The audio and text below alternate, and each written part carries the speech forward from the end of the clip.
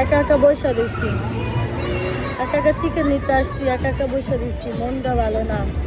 কবে যে বাংলাদেশে যাবো। বাংলাদেশ থেকে দুবাইতে আসছি কয় মাস হয়েছে? 8 মাস তো অবশ্যই হবে, তাই না? মনটা এত পরিমাণ খারাপ, কি বলবো। জীবনটা বেদনা, কষ্টের কথা কাউকে বলতেও পারি না, সইতেও পারি না, কইতেও পারি না। মানুষ ভালো লাগে না। আমার মতো দুঃখী মানুষ কেউ জানি না হয়। আর তোমাদের বলতেছি, যারা আমাকে ইনবক্সে যে মেয়েগুলো আমাকে মেসেজ দাও, আপু দুবাইতে যাবো, নিয়ে যাও। দুবাইতে কি এত সস্তা রে বোন? হ্যাঁ, এত সস্তা দুবাইতে? এত সস্তা না রে বোন, কত কষ্ট।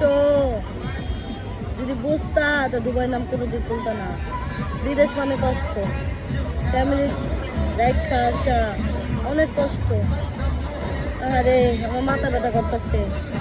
কেউ নাই মাথায় একটু পানি ঢেলা দিব, কেউ নাই একটু যত্ন করবো, কেউ নাই একটু ভালোবাসবো। আমার মতো পুরা কপাল কারো জানি না হয়।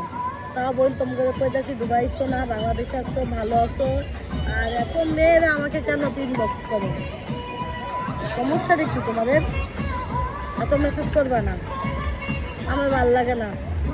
তোমাদের দেখলে আমার অনেক খারাপ লাগে, আমার অনেক জলে মাঝে মধ্যে। যখন মেয়েদের যখন স্টোরি দেখি, আমার হাজব্যান্ডে নিয়ে ঘুরতে যেতেছি, আমার বয়ফ্রেন্ড নিয়ে ঘুরতে যেতেছি, আমার যে কত খারাপ লাগে। ইসি রে, তোমাদেরকে বোঝায় পারবো না তো কতটা কষ্ট লাগে, কতটা খারাপ লাগে। তোমরা আমার কষ্টটা বুঝতে পারবে না। যদি বুঝতা এইভাবে আমার দেখায় দেখায় স্টোরি ছাড়তা না, আবার হাত ধরে আবার স্টোরি দেয়, তখন আর বেশি জলে আমার। তখন ভাবি, ইস আমার কপালে মনে বিয়েই নাই, আমার কপালে মনে বয়ফ্রেন্ডই নাই। এটা জীবনটা বেদনা বেদনা।